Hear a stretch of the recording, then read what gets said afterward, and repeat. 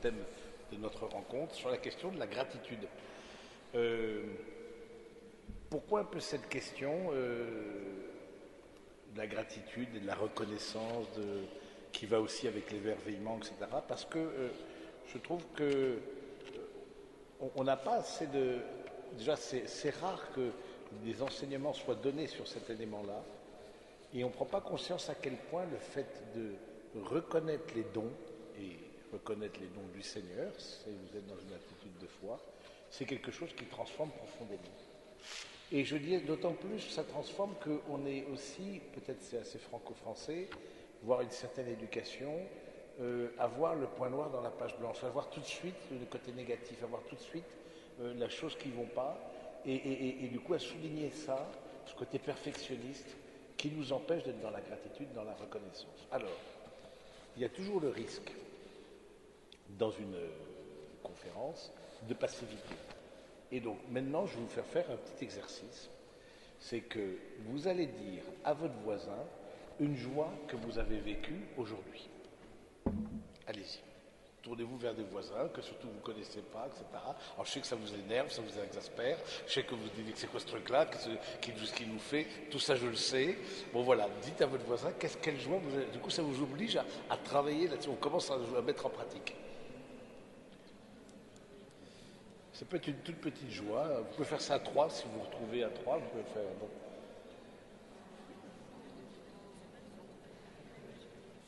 Voilà, alors c'était juste une petite introduction. On aura d'autres petits exercices comme ça dans la soirée. La question un peu du défi de la gratitude, c'est ouvrir son cœur. Ouvrir son cœur. Et il y a beaucoup de raisons d'avoir le cœur, de ne pas avoir le cœur ouvert. Qu'est-ce qui fait qu'on ne voit pas? Peut-être certains ont eu du mal à dire tiens, mais est-ce que j'ai moi-même eu une joie aujourd'hui? Est-ce que j'ai moi-même, il y a quelque chose qui m'a touché? Peut-être certains n'ont pas accès aussi à leurs émotions et à cette dimension-là. Donc souvent la dimension de gratitude aide à ouvrir le cœur. Qu'est-ce qui fait que j'ouvre pas mon cœur? J'ouvre pas mon cœur pour plusieurs raisons. Parce que je suis préoccupé. Parce que je suis en colère, parce que je suis là, mais en fait sans vraiment attendre grand-chose, peut-être rien d'autre de mieux, j'ai vu ça, puis je suis venu à spi, et puis du coup voilà, c'est parce que j'ai peut-être des choses lourdes qui me pèsent sur ma conscience, parce que je ne suis pas disponible intérieurement pour accueillir le don de Dieu, parce que j'ai peur aussi d'être ridicule. Et ça, je trouve que c'est aussi typiquement le fruit parfois d'une certaine éducation. On a peur de dire ce qu'on ressent, déjà parce qu'on ne l'a pas été éduqué comme ça. Et là, je quitte juste un couple avec qui on aborde, et lui, par exemple, typiquement, il n'a pas du tout été éduqué à mettre la main sur ses propres émotions, par exemple. Et voir, on a peur d'être ridicule. Et donc, du coup, non, il y a quelque part le fait d'être blasé ou dans la critique, peut paraître être plus intelligent que celui qui est dans la reconnaissance et la gratitude. Vous voyez, donc ça, c'est un peu des pièges dont il faut avoir conscience.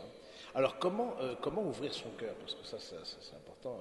Apprendre une attitude qui s'appelle la gratitude et qui a le pouvoir d'ouvrir notre cœur à Dieu, mais aussi aux autres. Et cette dimension-là, elle est importante. On est dans une dimension spirituelle.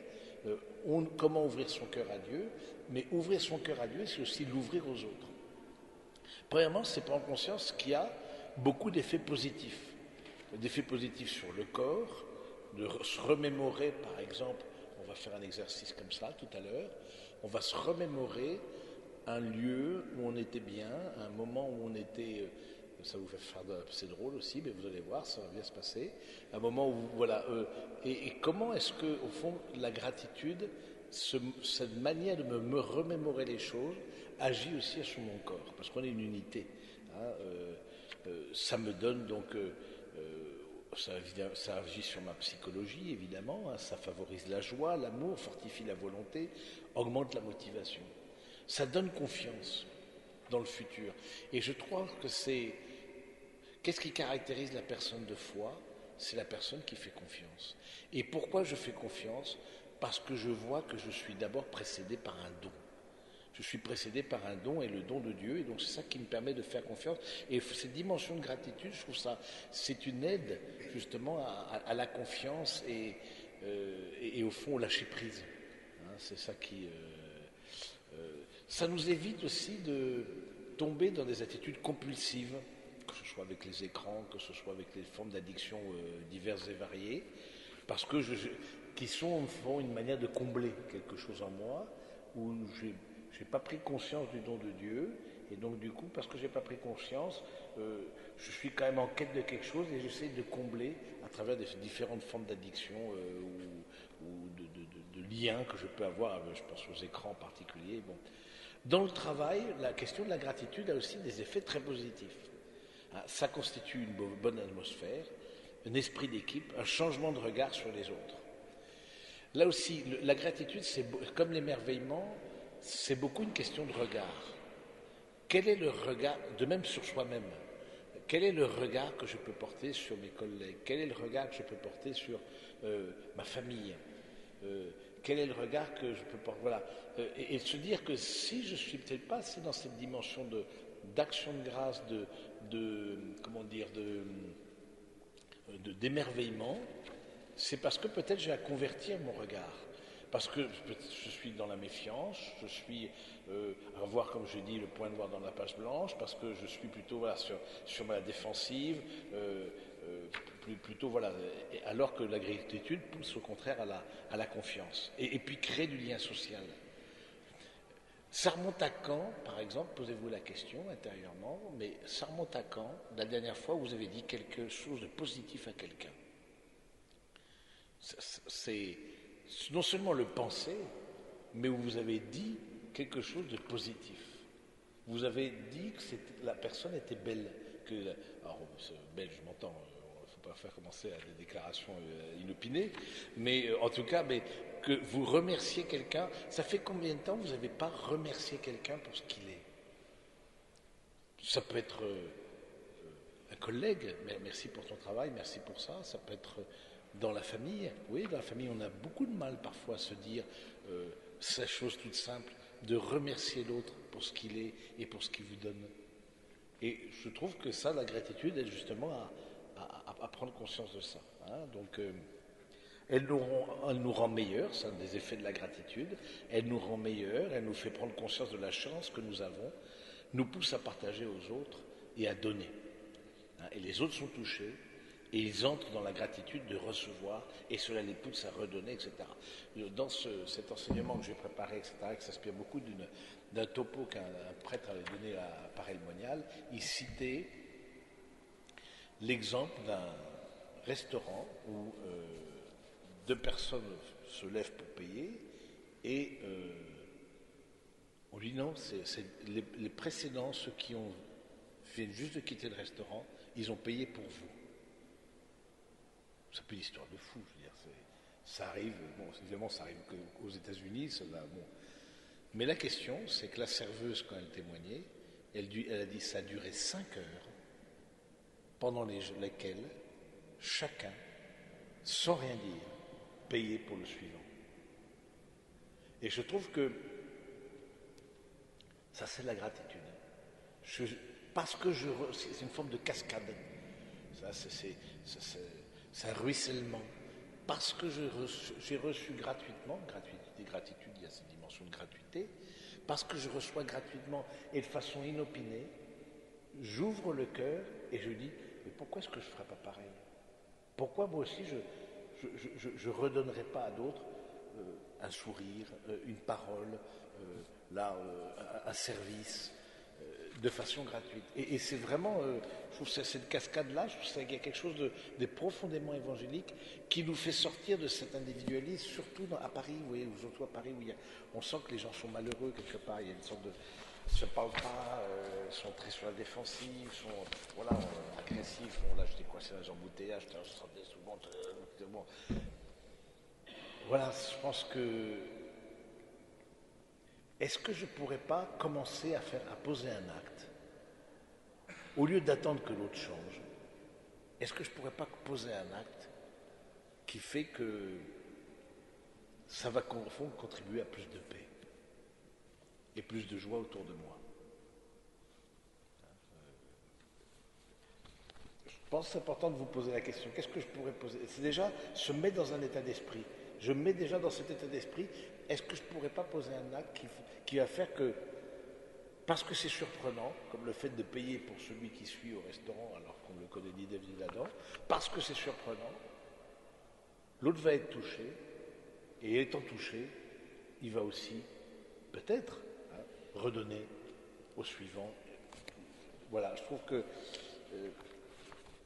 quand souvent on se dit, face aux difficultés du monde, face aux problèmes du monde, etc., on se sent tellement petit, les questions du terrorisme, les questions de la pauvreté, les questions, etc. Et on se dit, mais qu'est-ce que je peux faire? Et je trouve que la gratitude, c'est ce qui est à notre portée et qu'on peut faire. C'est qu'on voit un bien à faire et qu'on le fait. Vous savez ce que c'est quand on dit par exemple à la messe, hein, dans le Je confesse à Dieu, en pensée, en parole, par action et par omission. Je reconnais avoir péché en pensée, par action, en parole et par omission. Par omission, c'est quoi? C'est que j'ai vu le bien à faire, mais je ne l'ai pas fait. J'ai vu que cette dame-là était ployée avec son cabas et traversée, et je suis passé à côté comme ça. Non, ça me saoule, et puis voilà, elle a qu'à se faire livrer ses courses. Voilà, je sais pas, il peut y avoir des tas de raisons qui font que je passe à côté de l'autre sans. Voilà, et je trouve que du coup, il y a quelque chose dans le monde qui est moins lumineux. Et je trouve que comme chrétien, on a vraiment cette. Comme disciple de Jésus, notre manière de transformer le monde, c'est vraiment par ces actes gratuits, par cette. Sans attente de retour, sans pas forcément que l'autre s'en rende compte, sans que. Une certaine attention. Et on va le voir après, la gratitude, ça devient comme une attitude de fond. Ça devient comme quelque chose qui habite, on verra ça par la pratique, par la répétition des actes. Donc la gratitude va générer une cascade de dons. J'ai reçu, je donne. Le don est un moteur à 3 temps, ça c'est intéressant ça. Un moteur à 3 temps, le don pour soi, le don à soi et le don de soi. C'est un moteur à 3 temps, c'est-à-dire que le don, c'est prendre conscience que j'ai reçu. Donc le don pour soi, j'ai reçu. Pour moi, j'ai accueilli quelque chose. Le don à soi, c'est j'assimile la chose. Je dis, oui, c'est vraiment, non seulement je constate, mais je mets les mots dessus et je dis, c'est vraiment un don que j'ai reçu. Parce qu'il y a des personnes qui peuvent donner sans forcément faire sien, faire leur, par exemple, ce don-là. Donc il y a un don à soi-même aussi à faire, qui me pousse ensuite au don de moi-même. Donc là, c'est plus quelque chose qu'on entend souvent, le don de soi, etc. Mais on oublie souvent le don. Hein. Pour soi, ça c'était un don. Le don à soi, je l'assimile comme don. Je le prends vraiment, je reconnais que c'est un don. Et deuxième étape, je l'assimile comme un don, je le fais mien. Et ensuite, le don de soi. Voilà. Et je pense que cette question de cascade du don, c'est le père Pascalide, j'aime bien travailler avec ses textes, etc. Il appelle ça la cascade du don. Hein, et je trouve que c'est comme ça. Et de se dire peut-être si je ne suis pas dans cette attitude de gratitude, est-ce qu'au fond, dans ce moteur à 3 temps, il n'y a pas un des temps qui est mis de côté, il n'y a pas un des temps qui n'est pas là, je veux dire, où je ne vois pas. Où je ne vois pas peut-être là où il y a un don, là où il y a un cadeau qui m'est fait, parce que je dis, bah, c'est bien normal, etc. Je ne vois pas comme un don, parce que je suis un peu imbu de moi-même. Ça demande une humilité de base, hein, ça, au fond. Hein. Ou alors parce que je ne l'assimile pas pour moi-même, hein, je sais, ce don à soi-même, je ne le vois pas, ou bien je ne suis pas dans le don de moi-même qui me permettrait voilà, de redonner ce que j'ai reçu. Bon, donc je crois en tout cas c'est quelque chose qui est intéressant. Et ça offre aussi, la gratitude, des bienfaits dans la relation avec Dieu. Parce que c'est ça, le croyant, c'est celui qui se croit précédé par un don. Il a cette certitude que la vie n'est pas seulement un dû, la vie est d'abord un don. Et parce que la vie est un don, du coup, il prend conscience aussi qu'il doit transmettre. Et ce rapport avec avec Dieu, du coup change, hein. On revient à Dieu par l'action de grâce, et grâce en grec, ça se dit Eucharistein. Donc Eucharistein, ça vous évoque évidemment l'Eucharistie. À chaque messe, vous déposez, vous rendez grâce. Hein, Eucharistie, ça veut dire rendre. Je remercie le Seigneur, je dépose sur la patène ce que j'ai reçu, hein, avec l'hostie, quand le prêtre présente, comme ça se rappelle l'offertoire, quand il présente la patène avec l'hostie dessus, je dépose intérieurement ce que j'ai reçu de grâce du Seigneur. Et c'est le lieu vraiment de la gratitude. Hein, et je remercie évidemment pour le don de Jésus, hein, pour moi. Et je prends aussi conscience que c'est un don. Et je remercie pour le don de la foi. Même si votre foi, je ne vous connais pas, etc., certains, je crois, sont très enracinés dans leur foi, d'autres sont peut-être reprennent un peu contact avec leur foi catholique, etc. Mais de prendre conscience que la foi, c'est d'abord un don. C'est intéressant, par exemple, pour le baptême, comment est-ce qu'on devient chrétien? On devient chrétien par le baptême. Mais on ne s'auto-baptise pas. À la différence de, par exemple, d'autres religions où il suffit de faire soi-même c'est soi-même qui fait sa profession de foi, et du coup on est intégré à la communauté. Dans la foi chrétienne, c'est pas ça. On est intégré à la communauté parce qu'on reçoit d'abord le baptême. De même le sacerdoce, c'est pas la personne, le candidat au sacerdoce qui s'auto-ordonne. Je suis dans cette logique, je reçois, d'accueil du don. Et donc voilà, de prendre conscience de ça, c'est des choses que vous savez, mais je trouve que c'est intéressant. C'est un cercle vertueux pour rendre grâce et recevoir la grâce.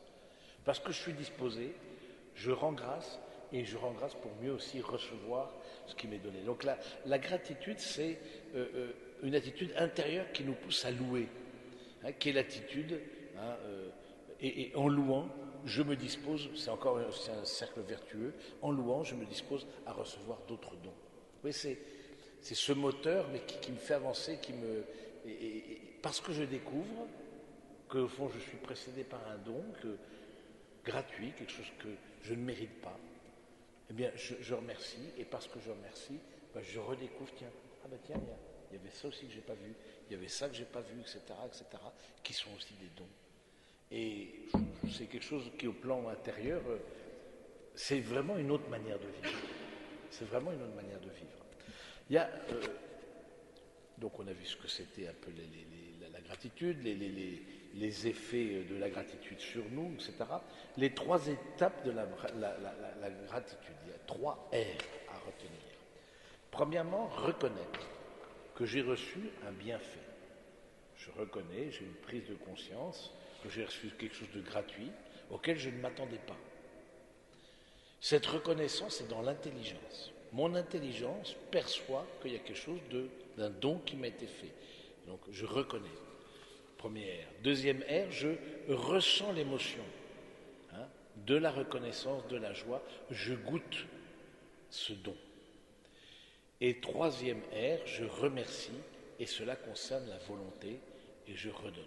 Donc c'est intéressant de dire qu'au fond on est structuré dans notre humanité autour d'intelligence, émotion et volonté, et que la gratitude touche ces 3 aspects, au fond, qui sont proprement humains, même si les émotions, on le partage aussi avec les animaux, qui ont aussi des émotions, des ressentis, etc., mais ils n'ont pas l'intelligence, la volonté, la capacité de connaître et la capacité d'aimer, de vouloir.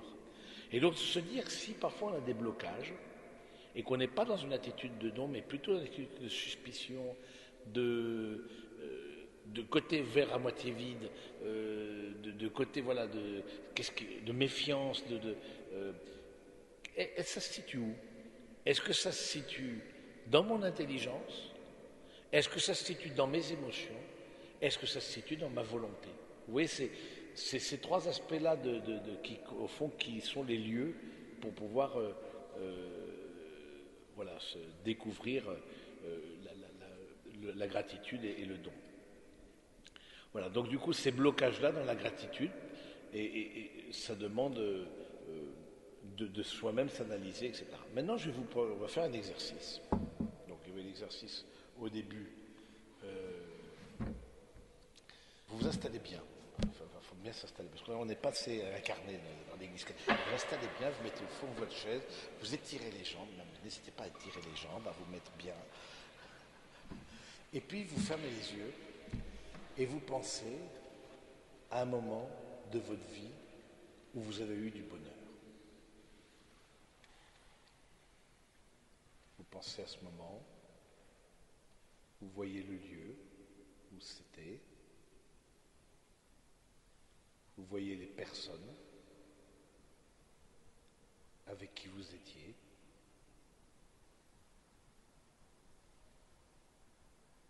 Vous vous mettez dans cette attitude de revivre les émotions que vous viviez.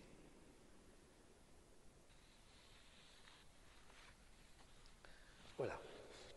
Vous avez fait un exercice de gratitude. Ça va? Mais vous voyez, ça, si vous faites ça très régulièrement, je vous assure qu'il va y avoir des choses qui vont se passer dans votre vie. Alors, après avoir fait cet exercice, comment devenir des personnes habitées par la gratitude? La gratitude comme habitude de fond, c'est une vertu. C'est quoi une vertu? Une vertu, c'est une disposition permanente, c'est une habitude, c'est une deuxième nature qui s'enracine en nous par la répétition des actes. Là, je vous ai donné un exercice de gratitude. Mais imaginons que vous fassiez ça au moins tous les jours. Que chaque jour, vous vous remémoriez, vous ressentiez et vous louiez le Seigneur pour ce que vous avez reçu de beau. Eh bien, s'installe en vous progressivement cette vertu de la gratitude. C'est quelque chose qui arrive comme tout, je veux dire, c'est pas inné. On dit oui, mais c'est une personne qui est positive, etc. Non. Vous êtes peut-être négatif, vous êtes peut-être de tempérament. Une chose, c'est le tempérament, autre chose que l'on fait avec son tempérament. Vous êtes peut-être de tempérament pessimiste. J'en sais rien, vous êtes de tempérament méfiant, vous êtes de tempérament... Voilà. Mais est-ce que, au fond, à travers cette... Il y a votre tempérament, mais vous dites, tiens, là c'est un vrai bien, si je me mets dans cette attitude d'action de grâce. Et donc la gratitude comme une vertu, c'est-à-dire c'est comme le vertu, c'est virtuose. Hein, comme le virtuose, on fait des gammes, et parce qu'on s'habitue à faire des gammes, et bien ensuite le virtuose, lui, il ferme les yeux, il joue au piano, il n'a même plus besoin de partition, les grands artistes, etc. Le piano, il est comme intégré à lui, la partition est intégrée à lui, parce qu'il a passé des heures et des heures et des heures à jouer.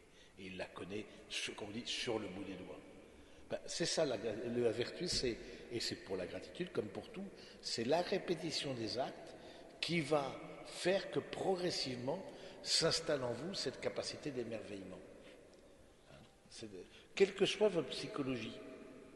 C'est important, il n'y a pas de déterminisme. Parce qu'on peut dire, oui, mais votre truc, en fait, c'est vous positiver, etc.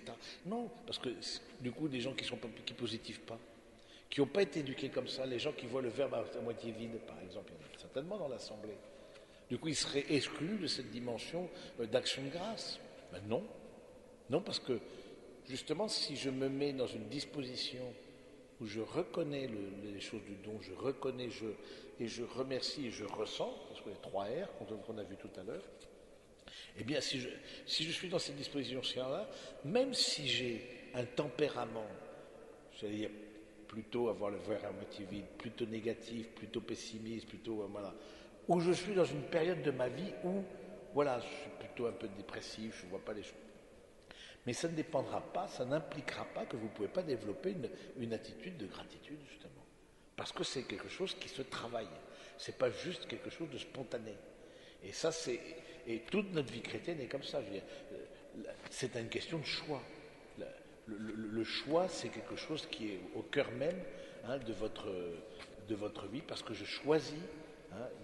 La foi, c'est un choix aussi. C'est un don, mais à un moment donné, c'est un choix. Et parce que c'est un choix, eh bien, je redécouvre l'autre comme un don. Et donc, c'est un exercice. Voilà, ça c'est important, c'est la répétition des actes. La répétition des actes fait que c'est une deuxième nature. Que cette répétition crée une transformation en moi. Et par exemple, vous pourriez prendre un carnet de gratitude Et vous notez 3 moments, ce que vous avez vécu, et vous les notez chaque jour, et ce que vous avez ressenti. Et comment vous avez et ensuite remercier pour ces 3 moments. Mais vous voyez, par exemple, peut-être certains de vous sont peut-être célibataires, d'autres sont en couple, etc.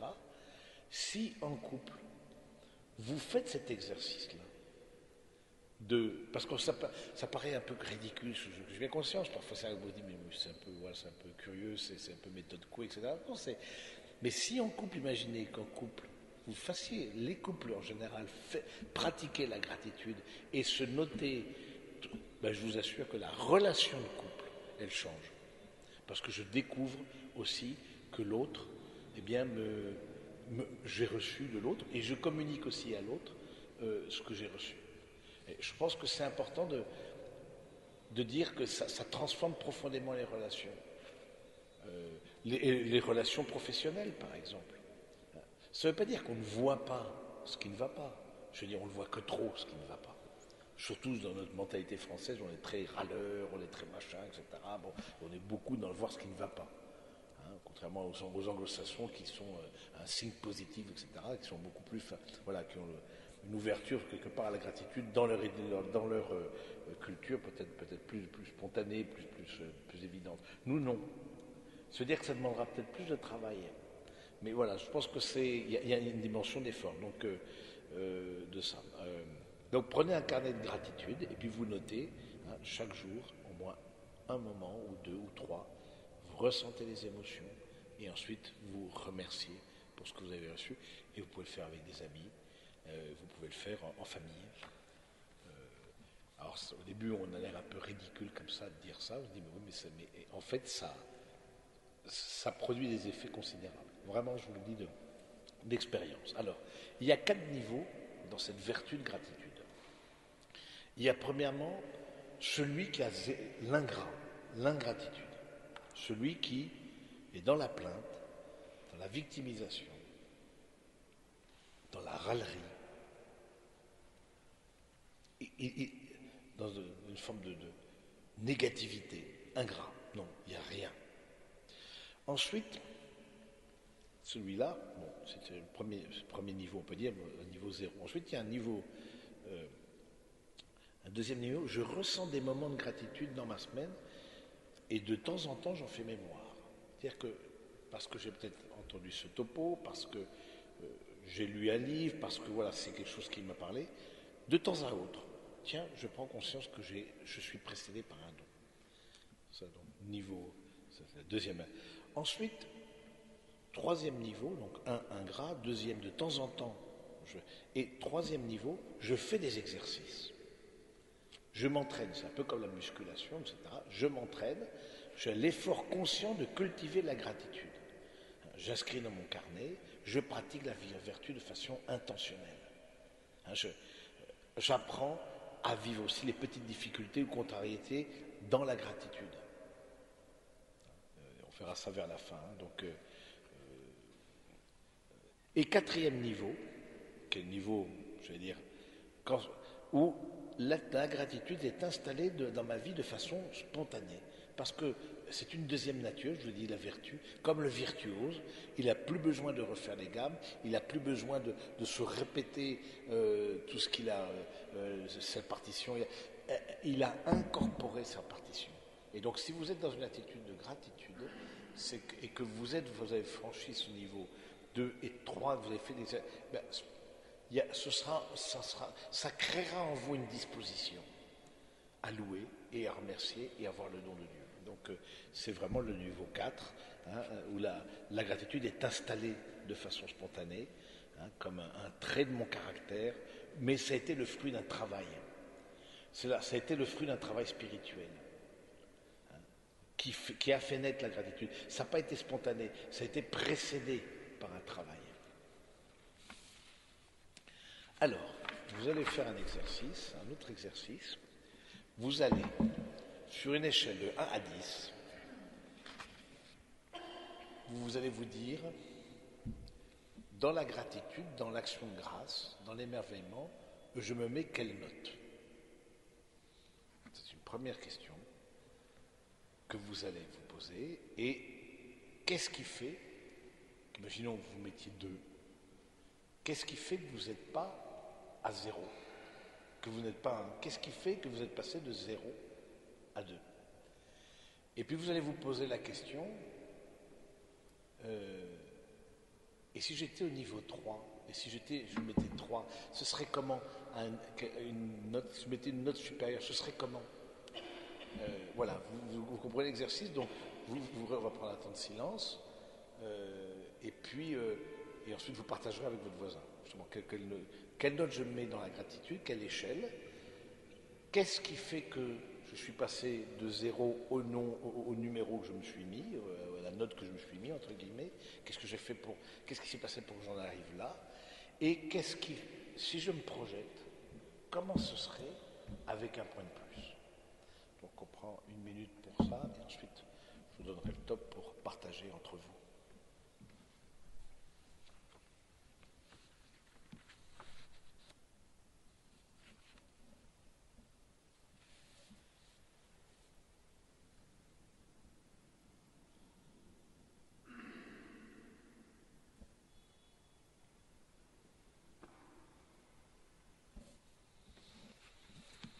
Voilà, partagez avec votre voisin. C'est bon?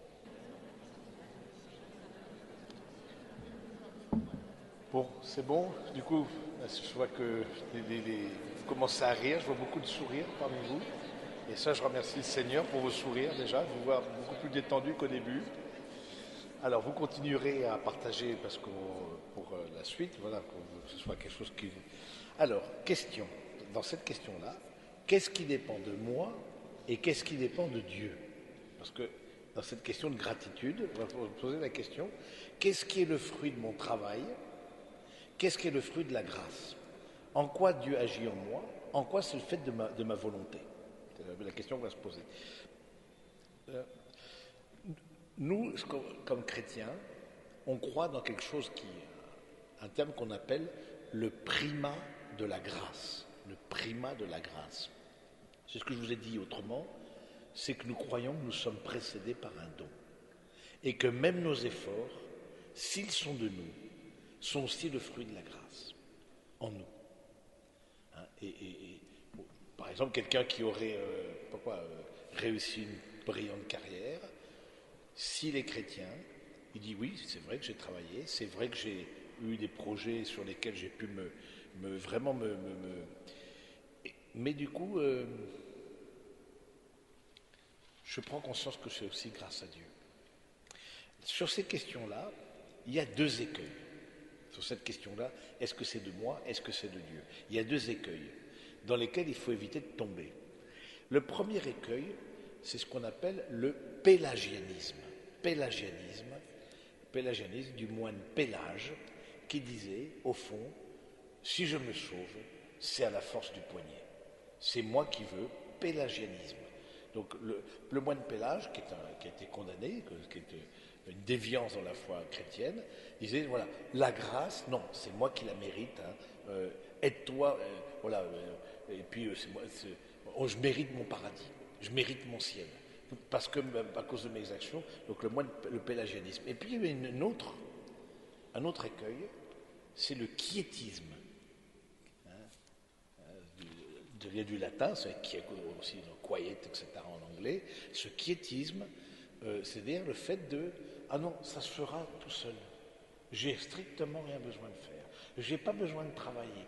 Je laisse la grâce agir, mais je ne fais rien. Et donc ça, c'est 2 écueils. Et on se rappelle que dans la pensée que la grâce de Dieu fera tout. Hein, et c'est une erreur, c'est saint Augustin qui dit « Dieu qui t'a créé sans toi ne te sauvera pas sans toi ». C'est-à-dire que, et c'est là ce qu'on appelle, c'est un peu de théologie comme ça, mais l'union de la grâce et de la nature. C'est-à-dire que à la fois notre nature humaine est importante, et c'est pour ça qu'on aborde aussi des questions de psychologie qui font partie de notre nature humaine, et à la fois on sent que ce travail sur notre caractère, ce travail sur nous-mêmes, c'est aussi parce qu'on est porté et que le Seigneur nous donne ses grâces. Oui, c'est tenir les 2 choses. Quelle question, quel regard avoir sur les formations non chrétiennes en développement personnel? Parce que tout ce que je peux vous ai dit jusqu'à maintenant, vous pouvez très bien le retrouver dans le cadre du développement personnel. Souvent, cet exercice-là, des exercices de ceci, par exemple les questions des échelles, etc. Moi, j'ai fait une formation de thérapeute de couple dans une institution tout à fait laïque. Mais sa question des échelles, de se mettre une note, etc., on l'a fait à l'occasion d'un autre exercice. Qu'est-ce qui va faire la différence entre le développement personnel et non chrétien et la dimension que nous vivons de gratitude? Je dirais, il y a un point positif et il y a peut-être deux écueils. Le point positif, c'est que souvent dans le développement personnel, c'est aborder des questions très concrètes, du style comment ne pas râler, réussir son couple en 10 leçons, comment rester zen. Voilà, on vous donne des techniques dans le développement personnel. Mais ça, c'est un côté positif. Je me rappelle, dans cette formation que j'ai reçu des tas de techniques. Mais il y a quand même une vraie différence avec la manière qu'on voit nous, c'est que c'est pratique, c'est clair, c'est concret, chose que parfois je trouve dans la vie chrétienne, c'est pas assez concret. On dit oui, il faut vivre de charité. Oui, personne ne peut être contre. Mais concrètement, ça veut dire quoi? Alors que les choses de développement personnel sont toujours très concrètes, visant un point particulier. Maintenant, il y a un écueil, il y a deux écueils dans ces formations au développement personnel. Une formation que vous avez pu avoir peut-être je dis développement personnel, de coaching, voir les dimensions psychologiques, etc., l'accompagnement psychologique, il y a peut-être deux écueils. Premièrement, c'est pélagianiste, c'est-à-dire que c'est volontariste.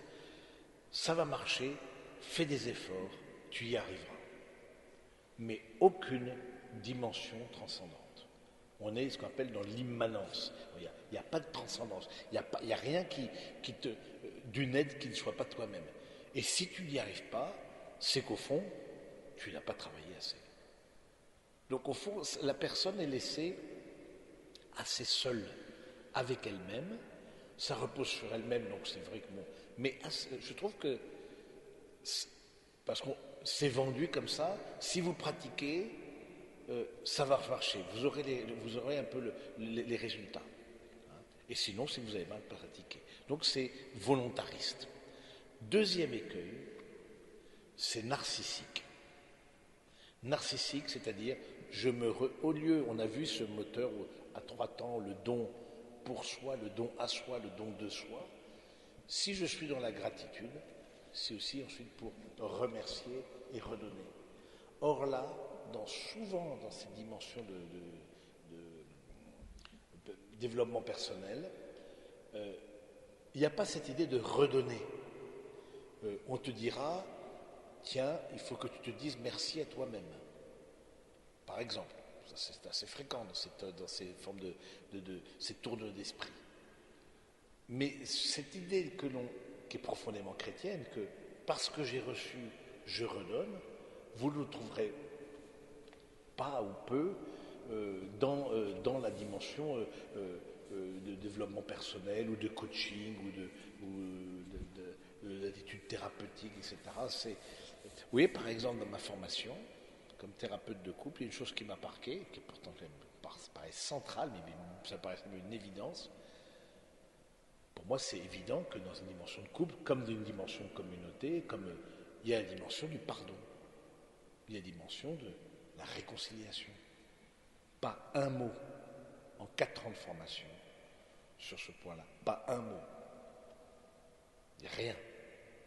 Et c'est là que je me suis dit, waouh, comme chrétien, on est sacrément bien équipé quelque part pour envisager des relations, parce qu'on a reçu aussi cette question du pardon, de la réconciliation, pareil, c'est dans l'ADN. Je ne dis pas qu'on est parfait, etc., mais en tout cas, ça nous parle dans notre Père, tous les Notre Père, c'est présent. Hein, et du coup, je prenais conscience que si vous vivez cette dimension de gratitude, voilà, c'est quelque chose qui... et surtout, la question du développement personnel, relisez, est-ce que ça vous rapproche du Seigneur? Est-ce que ça vous rapproche des autres ou est-ce que ça vous éloigne du Seigneur et ça vous recentre sur vous-même? Posez-vous la question. Si vous êtes amené à suivre, par exemple dans le monde professionnel, on est parfois amené à suivre ou des réorientations ou des formations, voilà. Très bien, mais quelles conséquences ça a sur vous? Oui, se recentrer sur soi, oui, ça peut être une étape. Vous vous rappelez ce que je vous ai dit, le don à soi, se faire dire, ben ça je l'ai reçu. Mais tout de suite, il est suivi par le don de soi. Et donc, je pense que si vous suivez des formations comme ça, ayez un regard aussi critique, ayez un regard, bon, soyez dans la gratitude pour remercier la formation, parce qu'en général c'est assez cher, peut-être que vous voulez être payé ou vous la payez, je ne sais pas, donc vous êtes dans la gratitude, mais en même temps avoir un regard vraiment de gratitude, qui vise le ruissellement, qui vise la cascade, qui vise que ça se donne aussi à d'autres. Hein, je pense que c'est quelque chose qui est important. Un point important, c'est, pour résumer, qu'est-ce qui est de Dieu, qu'est-ce qui est de moi, cette phrase de Saint Ignace de Loyola. Saint Ignace de Loyola agit comme si tout dépendait de toi, alors qu'en réalité, tout dépend de Dieu. Agis comme si tout dépendait de toi, alors qu'en réalité, tout dépend de Dieu. Et je trouve qu'à travers ces paroles comme ça, synthétiques de saints, qui vraiment ont une expérience spirituelle à la fois la dimension humaine, ce qui est de la volonté et de ce qui est de la grâce, je trouve que c'est une bonne synthèse des choses. Et c'est de Dieu et c'est de moi. Hein, et c'est de Dieu et c'est de moi. Hein, l'équilibre entre nature et grâce. Un dernier point, avant peut-être de vous poser des questions, développer la gratitude dans des occasions difficiles, lors de petites difficultés. Comment faire? Parce qu'on dit oui, on a fait mémoire de moments qui nous étaient agréables, on a fait mémoire de ceci, de cela, mais comment faire pour développer la gratitude dans les moments de difficulté?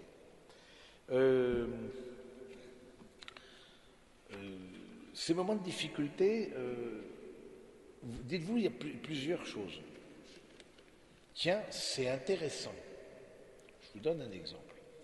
Je viens, et avant le topo, etc., j'avais rendez-vous avec une personne, et bloqué dans les embouteillages, comme je viens d'Ourscan, etc., il faut que je prenne la voiture, c'est quand même plus pratique. Bon, rien de très extraordinaire. L'embouteillage parisien, c'est presque un pléonasme. Donc du coup, et je me dis, tiens, qu'est-ce que ça provoque? Des choses de la vie quotidienne, des petites tracades, là, je ne parle pas d'être en phase terminale de cancer, quoique les personnes qui vivent des choses extrêmement graves nous apprennent beaucoup sur la gratitude. Et on est à l'école des malades, à l'école des personnes pauvres, on est très enseigné là, sur la gratitude. Mais, du coup, je vais dire, tiens, c'est intéressant. Tiens, quelqu'un je faisais la queue pour le cinéma, quelqu'un est passé devant moi. Tiens, c'est intéressant. Comment est-ce que je vis ça? Tiens, ça m'exaspère, oui, mais tiens, mais forcément que ça m'exaspère. Mais vivre la gratitude dit, vraiment c'est intéressant. Pourquoi tu donnes un coup de clé à ta voiture, clac, la voiture ne démarre pas, par exemple. Bon, c'est rien. Tiens, comment je vis ce moment-là? J'ai égaré mon portable. Chose extrêmement pénible. Mais bon, ensuite, un autre point qui t'aide, c'est de dire, c'est pas grave. C'est-à-dire de prendre de la hauteur. Et prendre de la hauteur par rapport à cet événement. Et tu te dis, tiens, mais est-ce que bon, finalement, j'ai vu la personne, je suis arrivé avec une demi-heure de retard, j'ai pris une marge, etc. Mais tu te dis, mais est-ce que c'est vraiment grave? Parfois, on se noie dans un verre d'eau. Hein. Et puis, le dernier point qui t'aide à vivre les contrariétés dans la gratitude, c'est utile. C'est une opportunité pour grandir. Ce contretemps, etc., c'est une opportunité pour grandir. Et voilà, du coup, Ça veut dire prendre de plus en plus de hauteur par rapport à des choses qui peuvent m'agacer, qui peuvent me tendre, des choses qui peuvent...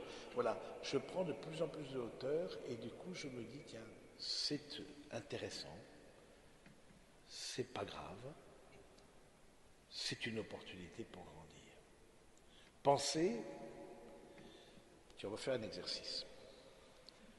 Pour vous rappeler, qu'est-ce que des choses, des petites choses de la vie quotidienne, ou grandes choses, c'est ce que vous voulez partager, mais on va faire un petit temps de silence et ensuite vous allez partager. Des choses qui vous ont coûté, aujourd'hui, hier, des choses qui vous ont coûté. Ça peut être au plan relationnel, etc. Et puis vous vous dites, en quoi c'est intéressant? Ça m'a coûté, ça m'a tendu, ça m'a agacé. En quoi c'est intéressant? En quoi c'est quelque chose de pas grave? Même si sur le moment, ça nous paraît une montagne. Et en quoi c'est une opportunité pour grandir? Donc on va prendre 1 minute ou 2 en silence et pour refaire mémoire de ça et de prendre de la hauteur de vue par rapport à un événement de petite contrariété quotidienne.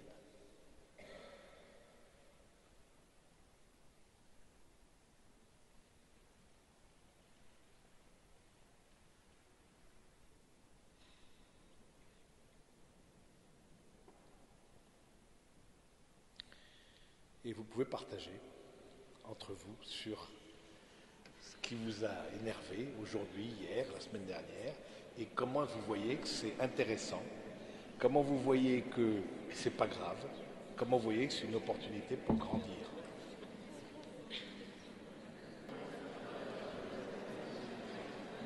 Voilà, je vous propose de terminer, je termine en 2-3 mots et ensuite on va passer aux questions s'il y en a.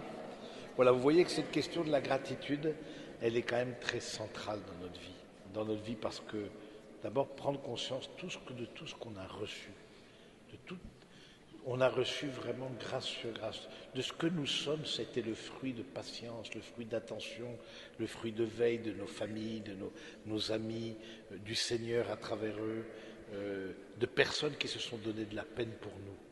Et je pense qu'aujourd'hui, c'est peut-être de rendre grâce pour toutes les personnes qui se sont donné de la peine ou qui se donnent de la peine pour que nous soyons ce que nous sommes. Et puis, Jésus qui apparaît le monial, vous le savez peut-être, quand il apparaît à Marguerite Marie, il se plaint du manque de gratitude des hommes par rapport à ce cœur qui a tant donné. Et il dit à Marguerite Marie, donne-moi ce plaisir de suppléer à l'ingratitude autant que tu en es capable.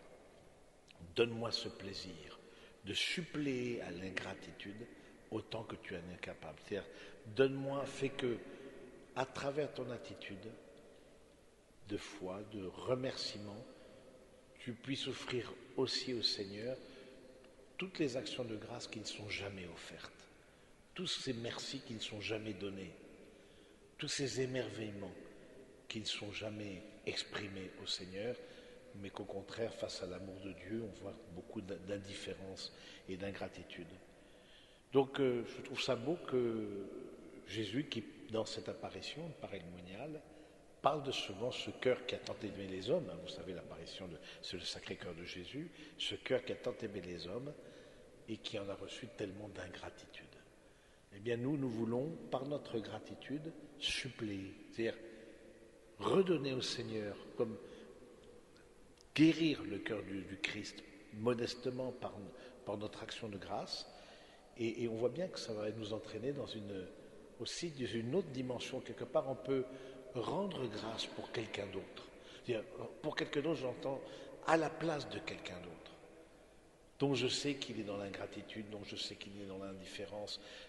En son nom, en son nom, je te rends grâce, Seigneur, pour ce que tu fais pour lui, même si aujourd'hui, lui ne le voit pas, ce que tu fais pour lui. Tu vois, et donc, suppléer, c'est ça, je prends la place d'eux et j'offre hein, et je remercie le Seigneur pour l'autre, pour les dons qu'il donne à mon conjoint, à mon ami, à ma famille, etc.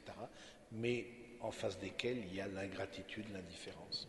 Voilà un peu ce que je voulais vous dire. Je pense que c'est entre une vie, entre se plaignant, râlant, etc., et une vie dans la gratitude. Évidemment, s'il y a quelque chose, il y a un abîme entre les deux. Je vous invite vraiment, je vous souhaite beaucoup, déjà, je vous remercie d'être là, parce que c'est une grande action de grâce, et puis d'expérimenter ça, et de vivre ça dans une vraie confiance. Est-ce que vous avez des questions peut-être je peux faire passer le...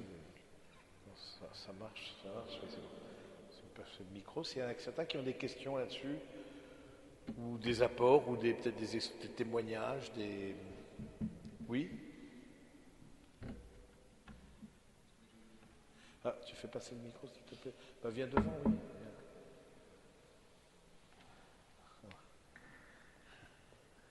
C'est bien.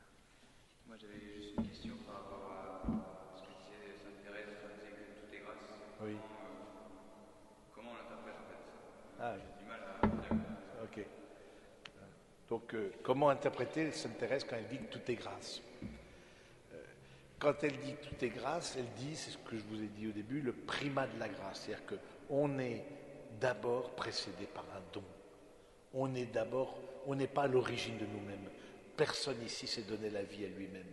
Donc je dis que tout est grâce parce que déjà je suis précédé par la grâce, mais elle dit ça aussi en disant ça, elle dit même les choses que j'ai fait moi-même, même ce que j'ai pu développer par mes propres forces, je reconnais que c'est aussi la grâce de Dieu qui m'a permis de me donner la force, qui m'a permis de me donner l'intelligence, la santé, etc.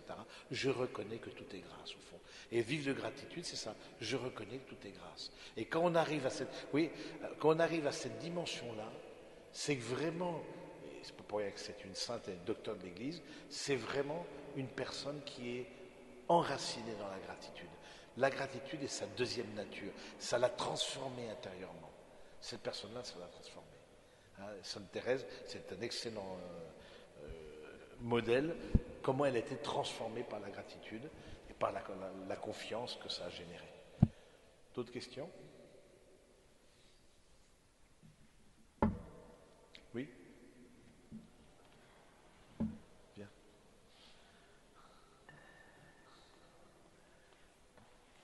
Je voulais savoir par rapport à la gratitude, Bien fort.